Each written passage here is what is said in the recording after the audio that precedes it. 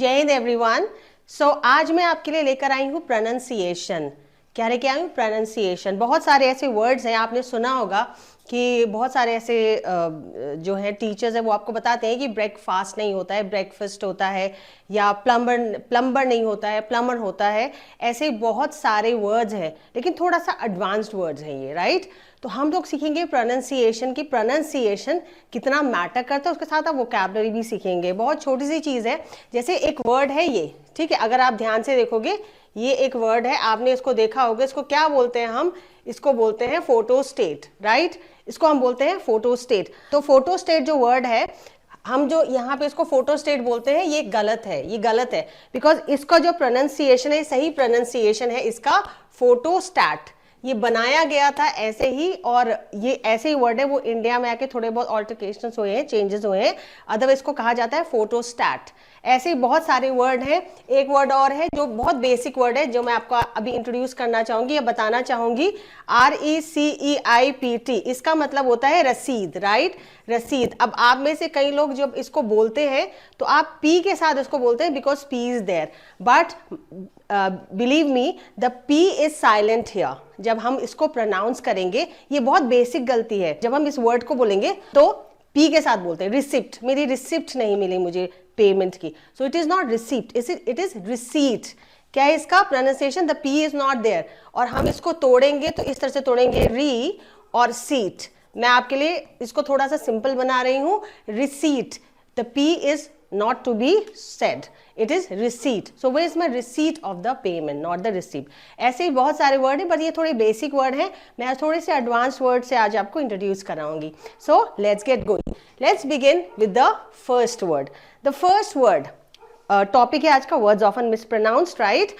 And before we move ahead, I would like to thank you for the wonderful feedback, for the wonderful, you can say, आपका जो response है on the last video, so because of which I have got new videos for you, and thank you so much for your comments, Meenu Tyagi and Deepti. Thank you so much. Let's get going with today's session. So the today's session that I have for you, the first word is aisle. Aisle, aisle क्या होता है? तो इसको हम बोलते हैं AISLE, but ये AISLE के साथ ये आइल होता है, आइल, राइट? तो जब हम बात करते हैं आइल की, आइल क्या होता है? अगर आप ट्रैवल करते हैं, राइट, व्हेनेवर यू ट्रैवल, ये जो साइड में ब्रैकेट में है, ये इसका प्रोनाउंसिएशन है। This is the pronunciation of the specific word. हर एक वर्ड के साथ इस तरह से मैंने लिखा हुआ है, ये आपको प्रोनाउंसिएशन में हेल्प करेगा। तो ये क्या है? आइल। आइल क्या होता है? जब आप ट्रैवल करते हो, चाहे बस में ट्रैवल करें, चाहे ट्रेन में, चाहे एरोप्लेन में, तो ये बीच वाली जो रो होती है ना, इसको बोलते हैं आइल। अब आपने देखा होगा जब सीट्स, एक बात और बताती हूँ, जब हम सीट चूज करते हैं तो ट्रेन में जब आप बुकिंग और रिजर्वेशन करते हो तो आपसे पूछा जाता है ऑप्शन, आपको कौन सी सीट चाहिए। तो जो विंडो सीट होती है, आपको पता है ये विंडो सीट है, जो विंडो के पास होती है। ये बीच वाली है मिडिल सीट। ये वाली सीट जो होती है, जो रोड के जो इसके साइड में होती है, पैसेज के साइड में होती है, इसको हम बोलते हैं aisle seat, right? This is for your confirmation. अगर आपको बाय चांस अगर आपको आइल सीट में पसंद है, आपको बीच में बैठना पसंद नहीं है, तो you can always ask for the aisle seat. समझ आया?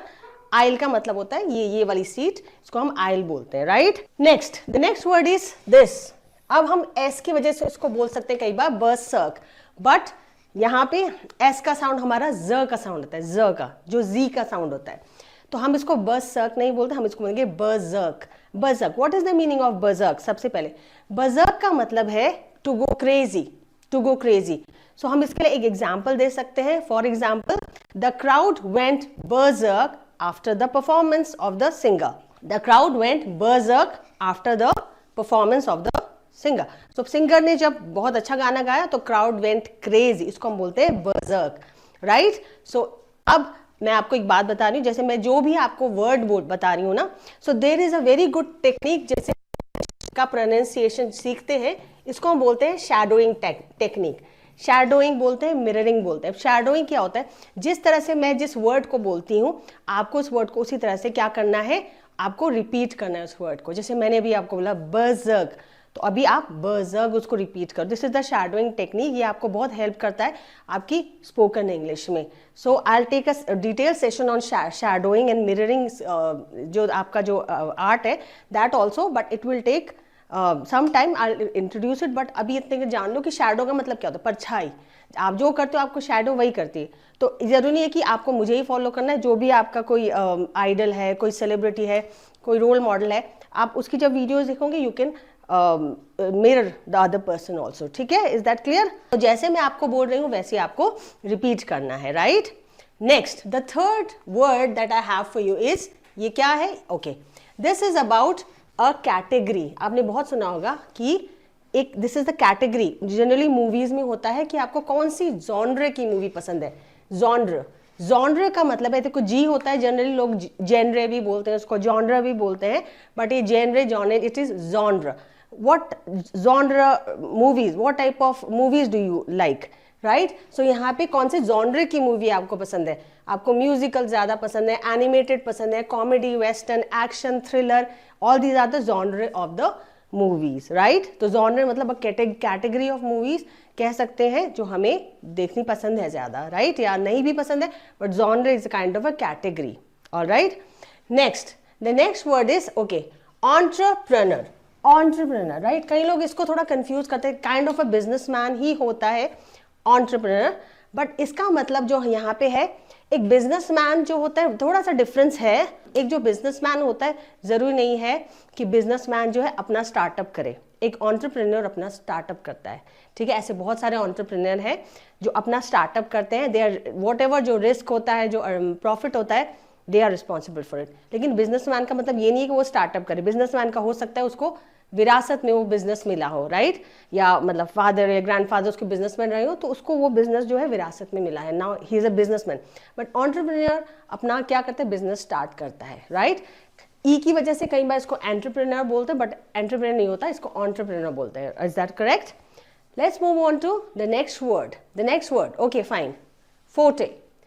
Forte, what is forte?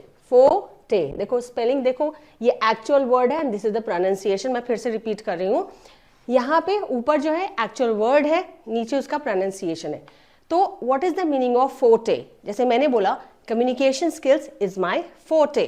Forte क्या है? फोर्टे है स्किल, आपका स्ट्रेंथ। हर एक किसी का अपना एक फोर्टे होता है। आपके किसी सब्जेक्ट में किसी का होल्ड होना, दैट इज फोर्टे। आपके कोई इंटरपर्सनल स्किल्स हो गया, वो आपका फोर्टे है। So my forte is my communication skills. आपका फोर्टे क्या है, आप उसको डिसाइड करो। फोर्टे मतलब द स्किल्स, द स्ट्रेंथ जो आप में है, the interpersonal skills that you possess. Is that right? Okay, next example. The next word is chaos। The next word is chaos। देखो यहाँ पे अगर हम CH की बात करते हैं, CH के हमारे 3 साउंड्स होते हैं, CH का हमारा 3 साउंड्स होता है। ठीक है, तो CH में एक हमारा साउंड होता है श, राइट? एक होता है हमारा साउंड च और एक होता है हमारा साउंड क।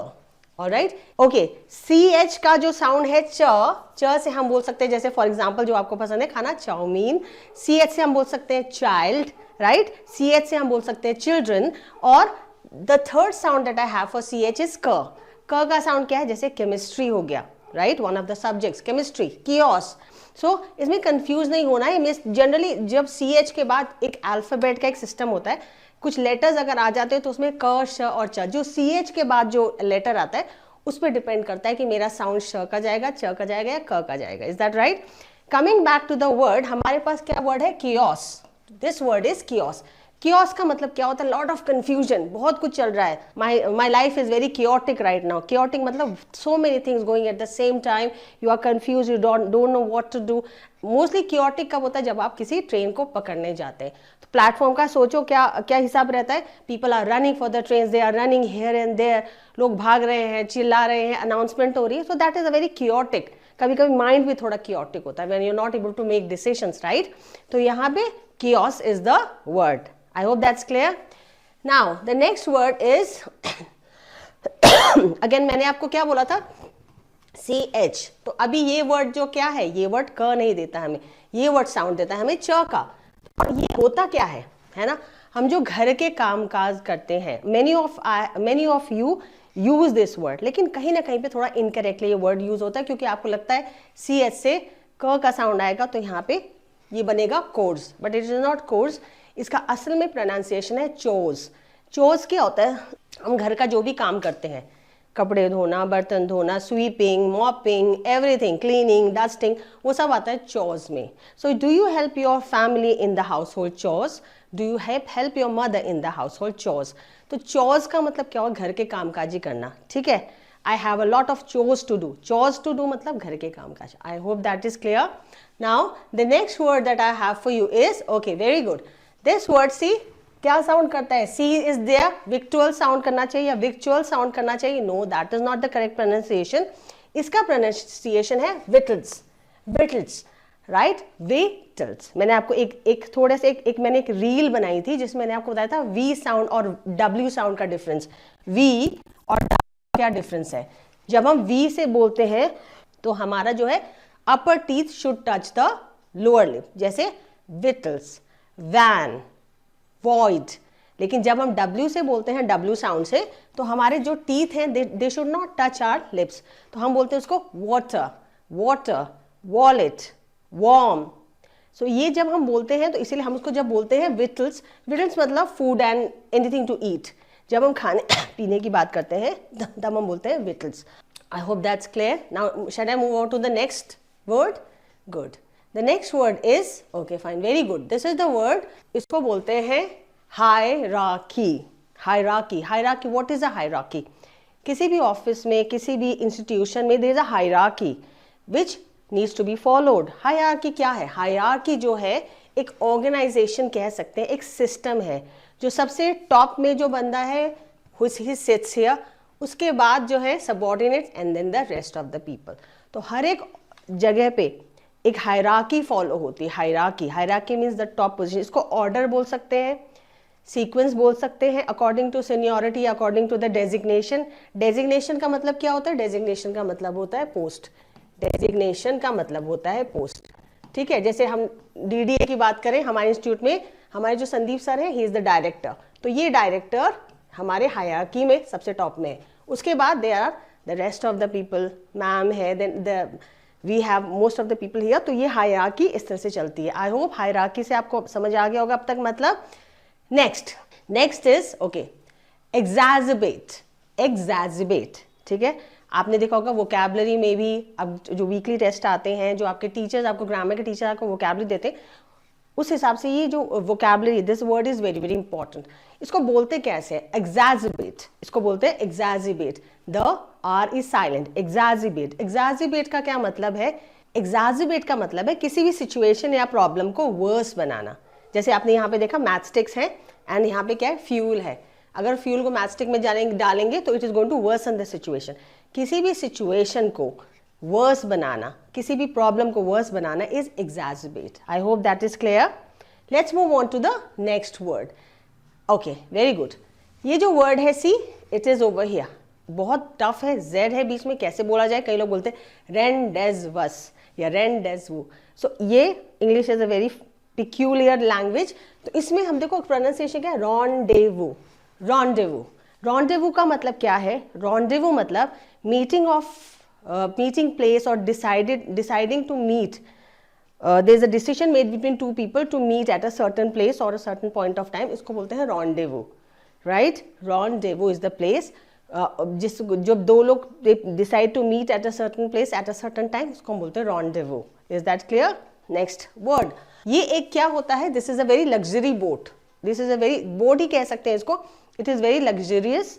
इसमें क्या होता है? ऑल द एमिनिटीज आते हैं, ऑल द लग्जरी थिंग. लेकिन इसको बोला कैसे जाए? कई लोग इसको बोलने में कंफ्यूज होते हैं. YACHT क्या बनता है हमारा? टोटली डिफरेंट बन जाता है. ये बन जाता है यॉट. क्या बोलते हैं इसको? यॉट.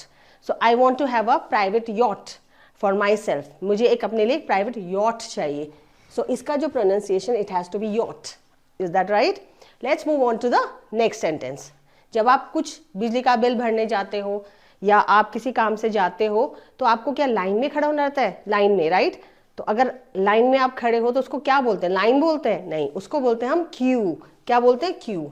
जिसको बोलते हैं क्यू. इसको हम लाइन कभी नहीं बोलते कि हम लाइन बना रखे हम लोग खड़े. किसी चीज की लाइन या किसी इंसान की लाइन को हम क्यू बोलते हैं, राइट? सो ये क्यू में हम लोग खड़े होते हैं. तो जब भी आपको बिजली का बिल जमा करने के लिए जाओ और आपको लाइन में लगना हो, आपको पूछना हो कि आप लाइन में लगे हैं, तो are you in the queue बोलेंगे. क्या बोलेंगे? Are you in the queue. क्या आप लाइन में खड़े हो? I am in the queue. मैं लाइन में खड़ा हूं. Is that right? Next, okay, खाने की बात हो रही है। खाना, जैसे मैंने कहा मुझे जो है इंडियन व्यंजन बहुत पसंद है। खाने को फूड भी बोलते हैं, ठीक है, लंच डिनर भी बोल सकते हैं, ब्रेकफास्ट भी बोल सकते हैं। लेकिन अब हम बात करें यहाँ पे, मुझे जो है स्पेसिफिकली, जैसे मुझे इंडिया का खाना पसंद है, मुझे कॉन्टिनेंटल खाना पसंद है, तो ये जो जो व्यंजन होते हैं इनको हम बोलते हैं क्विजीन्स। क्या बोलते हैं? Cuisines. I like Italian cuisines. तो उसमें जो भी खाना आता है इटालियन में, आपका पास्ता आ गया, आपका पिज्ज़ा आ गया, और भी बहुत सारे जो डिशेज होते हैं वो अगर आपका आ गया तो उसको बोलते हैं Italian cuisines. I like Italian cuisines, I like Indian cuisines. उसमें जितने भी खाने हैं, व्यंजन है, उसको हम बोलेंगे क्विजीन्स। Is that clear? तो इसका प्रोनाउंसिएशन सी है, बट साउंड आता है इसमें क्यू का, cuisines, right. Next, heinous, heinous crimes, heinous, right. Heinous मतलब बहुत ज्यादा बारबेरिक, जैसे क्या बोलते हैं उसको, very harsh, very rude. Crime करना is not a good thing, crime is an offence. Crime करना अच्छी बात, लेकिन हीनस क्राइम मतलब एक लेवल से भी ऊपर जाके क्राइम करना, that is known as heinous crime, जिसको हम बोलते हैं घृणित भी बोलते हैं, heinous crime. So heinous crimes are never acceptable by our government. Heinous crimes मतलब बहुत ज़्यादा रूड, बहुत ज़्यादा घृणित तरीके से क्राइम करना is not acceptable by our government, right. Next, the word is this. अब ये क्या है? ये आपका, आई थिंक ये वर्ड जो है इसका मतलब होता है सब बीमारी की एक दवा, हर रोग का एक इलाज, सब बीमारी की एक दवा। इसका प्रोनाउंसिएशन क्या है? इसका प्रोनाउंसिएशन पेनेसिया। पेनेसिया मतलब हर एक बीमारी की एक दवा, जैसे संजीवनी बूटी, संजीवनी बूटी हर एक बीमारी का एक इलाज। सिमिलरली पेनेसिया, पेनेसिया का मतलब है treatment of all the diseases is panacea. I hope that is clear. Next, okay, this is known as, कैसे बोला जाए, ये को बहुत हल्की सी हवा चल रही है, बहुत माइल्ड सी हवा चल रही है, which is very pleasant, right. Pleasant, बहुत माइल्ड, हल्की हल्की सी हवा चल रही, बहुत ज्यादा प्लेजेंट है, इसको हम बोलते हैं zephyr. For example, a mild zephyr changed her mind, तो वो थोड़ा सा क्या है, अ माइल्ड जेफर। मैंने बोला हाँ, let me make my pronunciation clear, a mild zephyr, a mild zephyr changed her mind. So this girl, she was walking in the park, or she was walking in her garden, and suddenly a mild breeze came in and her mood totally changed, her mood got lifted up. तो कभी कभी अच्छा लगता है ना, तो zephyr means very mild wind, बहुत हल्की सी हवा। Alright, now the next word, very good, this is the next word. See, beautiful thing, we hang on the roof to make our house look beautiful, to make our room look, लेकिन इसको बोलते क्या है? हिंदी में इसको बोलते हैं फानूस। I think it's an Urdu word और हिंदी वर्ड, फानूस बोलते हैं इसको, राइट। फानूस, we hang it on the wall, we hang it on the roof and it hangs, I think फानूस। इसको इंग्लिश में क्या बोल देंगे? CH है अगेन, लेकिन यहाँ पे आएगा श का साउंड, तो इसका प्रोनाउंसिएशन है, देखो, शैंडलियर, शैंडलियर, शैंडलियर, शैंडलियर। मैं फिर से बता रही हूँ, CH है, श का साउंड आता है, तो यहाँ पे आ गया chandelier, chandelier. I want to buy a nice chandelier for my house, I have ordered an Italian chandelier for my house. Is that right? Now this word, okay fine. सबसे पहले मैं आपको मतलब बता देती हूँ, ये जो वर्ड है ये दो तरीके से आपको मिल सकता है। एक तो ये है, ठीक है, और एक ये है, दो के साथ। तो सबसे पहले ये जो, अगर ये वर्ड अकेला इस तरह से आते हैं फॉर, तो इसको मतलब है फेक या आर्टिफिशियल, फेक या आर्टिफिशियल, ठीक है। इसका मतलब क्या है? इसका मतलब है, जब सबसे पहले फेक और आर्टिफिशियल के बारे में बता देती हूँ।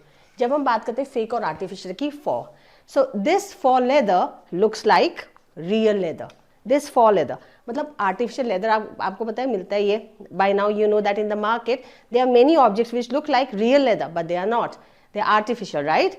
तो यहाँ पे मैंने बोला दिस फॉर लेदर, मैं लिख भी देती हूँ to avoid confusion, this for leather looks like real weather, this for leather looks like real, ठीक है। ये जो आर्टिफिशियल या फेक लेदर है, ये लगता है कैसा? ये लगता है रियल जैसा।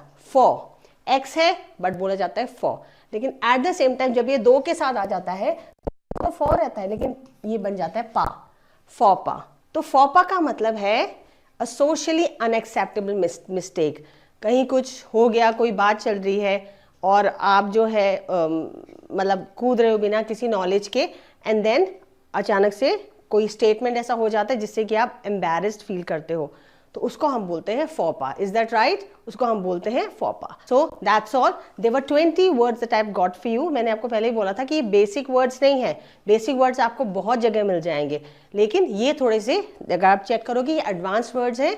दे are 20 words which will help you to pronounce the words correctly. और प्लस आई थिंक सीरियस के एग्जाम्स में भी इस तरह के वर्ड्स आते हैं, फॉपा and all those words like that. आप उसको प्रैक्टिस करनी है।